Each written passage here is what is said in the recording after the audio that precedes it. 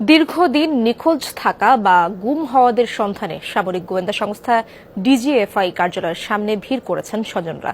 মায়ের ডাক সংগঠনের সমন্বয়ক সানজিদা ইসলামের দাবি, লোকমুখে আয়নাঘর নামে পরিচিত গোয়েন্দা সংস্থার বিশেষ স্থানে আছেন তাদের স্বজন। তিনি জানান, জাতিসংঘের একটি প্রতিনিধি দল ডিজিএফআই অফিসে বিষয়টি নিয়ে কথা বলেছেন।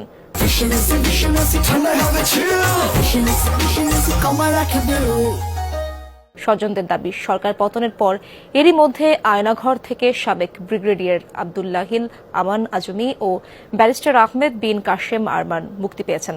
তারা পরিবারের কাছে ফিরে গেছেন। বাকি বন্দীদের ফিরিয়ে দেওয়ার দাবি জানান স্বজনরা। তাদের অভিযোগ, শেখ হাসিনা সরকার ক্ষমতায় টিকে থাকতে এসব মানুষকে গুম করেছিল। এই ঘটনায় জড়িতদের চিহ্নিত করে শাস্তিরও দাবি জানান স্বজনরা।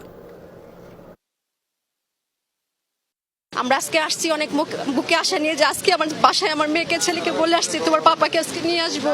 আমাদের সন্তানগুলোর জন্য রাস্তা পথে ঘাটে এখানে সেখানে যেন না দেয়, আমরা কোথায় খুঁজে বেড়াবো।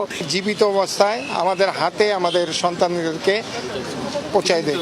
এই 6 বছর ধরে আমরা এমন কোনো জায়গা বাদ নাই যেখানে আমরা আমার বাবার খোঁজে না গিয়েছি। তারা আমাদেরকে একটা রিপ্লাই দিবেন কালকের মধ্যে খুঁজে দেখে, এবং তারা প্রত্যেকটা এজেন্সিকে, RAB, police, CID and DGFI সবাইকে ওই নির্দেশনাটা দিবেন, যে নির্দেশনাটাই আসলে হয়তো আমাদের স্বজনদেরকে পরিবারের কাছে অ্যাকাউন্টেবিলিটির সাথে অক্ষত অবস্থায় ফেরত দিয়ে আসা হবে।